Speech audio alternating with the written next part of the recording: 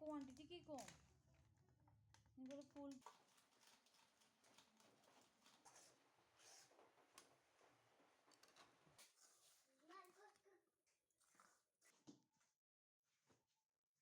ইচ্ছে করছে।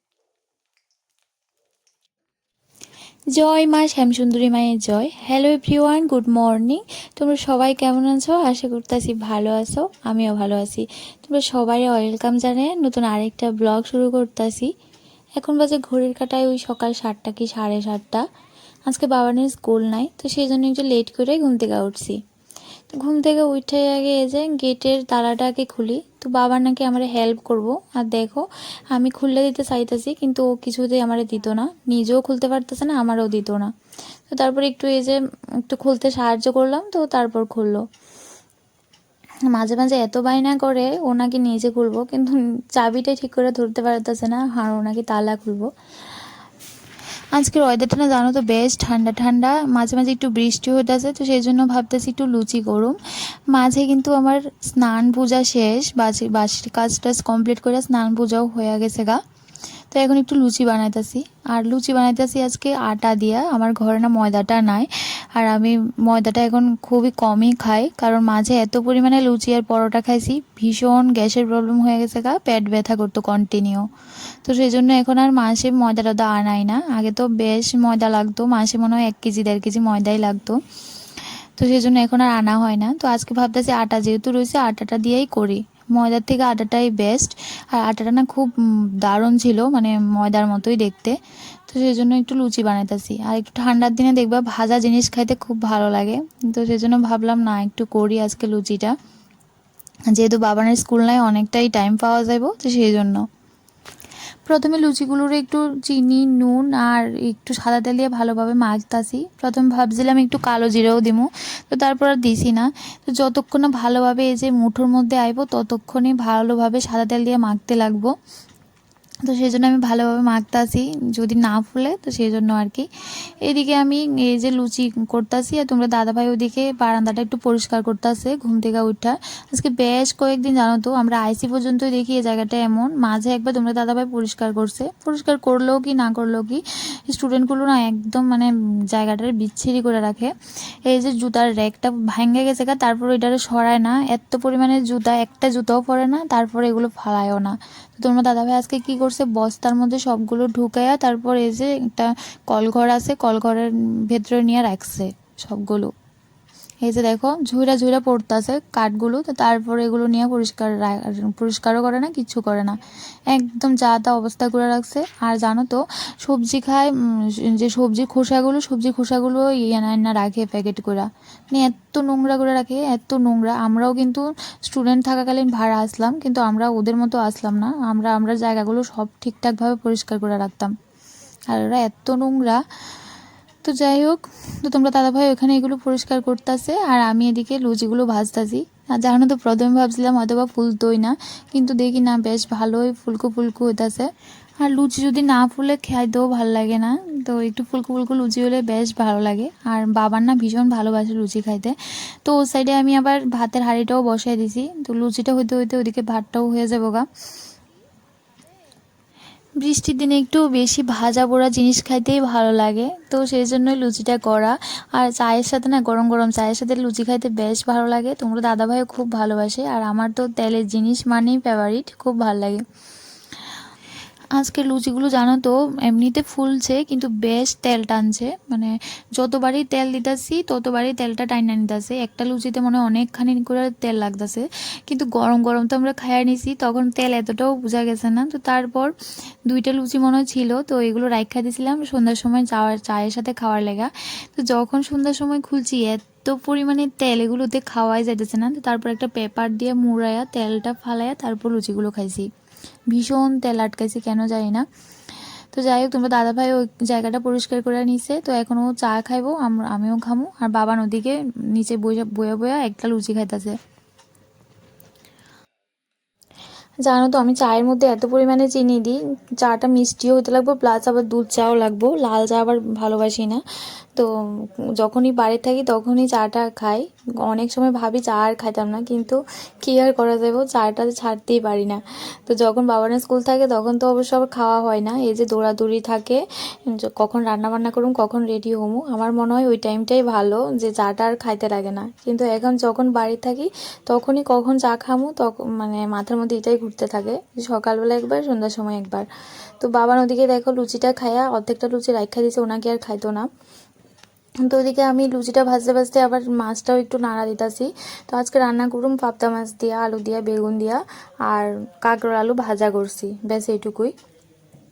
তো আজকে আবার বাড়ি থেকে মা কিছু জিনিস পাঠাবো, অনেক দিন ধরে পাঠাবো কোথাছে, কিন্তু আর পাঠানো হতেছে না। তো মনসা পূজার পরেই তারপর পাঠাইছে। তো আমরা দাদুর বাড়িতে অনেকটা আগে অনেক বড় করে মনসা পূজা হতো, এখন অবশ্য ছোট করেই হয়। তো দাদু আসার সময় প্রসাদ নিয়ে আসে, আমার বড় মাসে পূজা করে আর কি। তো আমার জন্য কিছু পাঠাইছে। তো মা যেগুলো শুকনো প্রসাদ, যেমন এই যে তালের বড়া আর নারিকেলের নাড়ু পাঠাইছে, আর মা আবার কিছু বড়া আমার লাগে কইরা পাঠাইছে। তো দেখো মা চালনি, এই যে সুজি ময়দা চালে চালনি পাঠাইছে, তারপর এই কোটোগুলো পাঠাইছে। তারপর মানে যতই না করি না ততই আরও বেশি বেশি করে পাঠায়। তো মার একদিন কইছিলাম আমার চালনিটা ভেঙে গেছে গা, তো মা দেখি আবার পাঠিয়ে দিছে। আর এই যে দেখো বাবানের জন্য দুটো চকলেট পাঠাইছে, তারপর আমরা লেগে সেমাই। তো যখনই কিছু পাঠাই তখন না খাওয়ার জিনিস বেশি করে পাঠাই দিব। তো বিশেষ করে বাবানের ডিমটা শেষ হয়ে যেতেছে, তো মার না আমার থেকেও বেশি মানে মার চিন্তা কখন নাতিনি ডিমটা না খায়া থাকে। তো সেই জন্য তাড়াহুড়ো করে পাঠাইছে। আর এখানেও তালের বড়া আছে, তারপর লুচি আছে। তো আমি আজকে লুচি করছি, মা আবার লুচি ভাজা পাঠাইছে। তো মা মানে পারে না, যদি কাছে থাকতো হয়তো বা রোজই পাঠাইতো কিছু না কিছু। তো যেহেতু গাড়িতে দিতে লাগে, জানো তো আমরা বাড়ি থেকে না অনেকটাই মানে গাড়ির রাস্তা, তাইতে আবার অটো রিজার্ভ করে আইতে লাগে, তারপর আবার গাড়িতে দিতে অনেক টাকাই লাগে। প্রায় একজন আইতে যতটা ভাড়া নেয় ততটা ভাড়াই নেয় গা। তাই এদিকে দেখো মা দুধ জমায় জমায় আবার দুধ পাঠাইছে। তো যতবারই মা কিছু না কিছু পাঠায় দুধটা পাঠাবই। আর এই যে দেখো কতগুলো ডিম, এখানে হাঁসের ডিম, মুরগির ডিম আছে। তো যেহেতু আমাদের বাড়িতে মুরগি নাই, তো সেই জন্য মুরগির ডিমটা কিনতে লাগছে। তো মুরগির ডিম পাইতেছে না, অনেকটা দাম দিয়ে তারপর কিনা পাঠাইছে। আর হাঁসের ডিম, আমরা যে বাড়িতে অনেক হাঁস আছে, অনেক বলতে 4টা না 5টা আছে এখন। তো এখন অবশ্য ডিম পারে না, তো মা ফ্রিজে জমায় রাখছিল আমার লাগা। তো এই বছর না অনেক ডিম পাঠাইছে মা, তো হাঁসের ডিম আর কি। তো আবার পাঠিয়ে দিছে আমার লেগা। আর এদিকে দেখো যেহেতু ডিম দিছে চালের মধ্যে দিছে, তবুও অনেকটাই রিস্ক থাকে, কারণ একটা গাড়ি 2.5 ঘন্টা 3 ঘন্টা রাস্তা জার্নি করে আইবো। তো সেই জন্য একটা পুরান কাপড়ের মধ্যে দেখো ডিমগুলো পেঁচায় দিছিল, আর সাথে কিছু টাকা দিছিল। টাকাগুলো হচ্ছে ওষুধের টাকা আর কি, দিদিভাইয়ের ওষুধের টাকা। তো আমার মানে পিসাতো ভাই তারা পাইবো আর কি, তো ওইখানে দেওয়ার লাগে পাঠাইছে। তো সাথে বাবানের লাগে, বাবান কইছিল আজকে সকালবেলায় ফোনে কইতাছে মারে ওয়াটারমেলন খাইবো, ও নাকি তরমুজ খাইবো। তো মা কইতাছে আগে কেন বলনি। তো সেই জন্য মা আবার এক্সট্রা করে টাকাও পাঠাই দিছে ওয়াটারমেলন কেনার লেগা। আর এদিকে দেখো একটা তালও পাঠাইছে। আর মারে কইছিলাম কিছু কচুর শাক পাঠাইতো, যেহেতু আমার বাড়িতে কচুর গাছ আছে, তো কচুর শাক কিছু পাঠাইছে। আর মা যখন এর আগে একবার তাল খাইছে জানো তো, যখন তাল খাইতেছে তখনই বারবার কইতেছে তোরা কেন তাল আনতেছস না, আমরা খাইতেছি, তোরা কখন দিন খাইবি, একলা একলা খাইতে ভালো লাগতেছে না। তো মাই পাঠাই দিছে দেখো। তো আমি কইতেছি মাত্র তালের সিজন আইছে, তো আরও তো সময় আছে, তাল তো কিনতে পারো। আর আমার না একটা আলসেমি তাল চালতে, তো সেই জন্য বিশেষ করে আনা হয় না। আর এই যে দেখো ডিমগুলো এখন ধুয়ে নিছি, তো ডিমগুলো এখন ফ্রিজের মধ্যে রাখুম। আর দুধটাও ভালো করে গরম করে নিয়েছি, যেহেতু অনেকটা জার্নি করে আছে, তো তো দুধটা নষ্ট হয়ে যেতে পারে, তো সেই জন্য আগে দুধটাও ভালো করে গরম করে নিয়েছি। তো ওদিকে দেখো আমি ফ্রিজটা অফ না করেই ফ্রিজটা এমনি খোলা রেখা করতেছি। তো হঠাৎ করে আবার মনে পড়ছে যে আমি ফ্রিজটা না বন্ধ করেই ফ্রিজটা এভাবে খোলা রাখছি। তো এইভাবে না ফ্রিজ নষ্ট হয়ে যাওয়ার চান্স থাকে, তো সেই জন্য আগে ফ্রিজটা বন্ধ করে দিলাম। আর এত পরিমাণে ডিম দেখো এখানে জায়গায় হইতেছে না, তো ফার্স্টের তাকটা রাখছি, আবার সেকেন্ড তাকটাতেও কিছুটা রাখছি।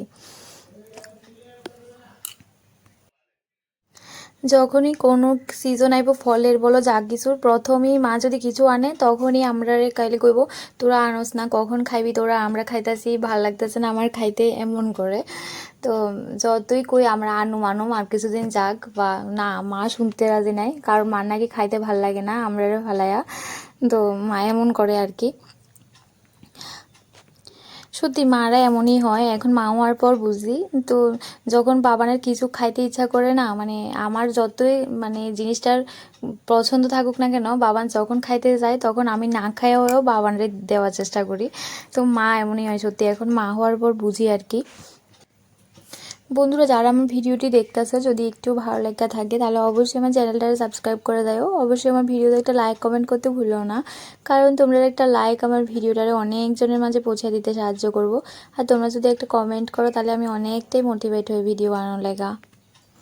প্রথম তাকটা পুরোটা ভর্তি, দ্বিতীয় তাকেও কিছুটা রাখছি, দেখতে কত ভালো লাগতেছে না। তো যখন অনেক সময় ফ্রিজে সবজি না থাকে, একটা ডিম অমলেট করেও ভাতগুলো খাওয়া যায়, বেশ ভালো লাগে ফ্রিজ ভর্তি ডিম থাকলে। তো আর ওদিকে দেখো তোমরা, দাদা ভাই অর্ডার দিছে, ওনাকে খুব ভালো মানে খাইতে ইচ্ছা করতেছে বিরিয়ানি। তো আগরতলার ফেমাস দোকান থেকে, মন্টু বিরিয়ানি থেকে অর্ডার দিছে। এত পরিমাণে কোয়ান্টিটি কম, এখানে নাকি 200 টাকার বিরিয়ানি ফুল প্লেট। তো কিছুদিন আগে জানো তো বিশালের কাছ থেকে হাফ প্লেট আমরা বিরিয়ানি আনছি, সাথে আবার লেগ পিস দিছে, তারপর আলুও দিছে। কোয়ান্টিটি এর থেকেও বেশি আসলো। আর আজকে ফুল প্লেট কোয়ান্টিটি এতটা পরিমাণে কম, সাথে প্লাস আলু নাই, প্লাস আবার ডিমও নাই, শুধু একটু গ্রেভি দিয়ে মাংস দিছে আর স্যালাড, ব্যাস এইটুকুই। এমনিতে খাওয়াটা বিরিয়ানিটা ভালোই, কিন্তু এই যে কোয়ান্টিটি কম। আর জানো তো ওই দিন যে আমরা হাফ প্লেট খাইছি, দুইজনে পেট ভর্তি হয়ে গেছে, আর আজকে ফুল প্লেট আমরা দুজনের হইতাছে না। তো চলো বন্ধুরা, আজকের মতো ভিডিওটা এখানেই শেষ।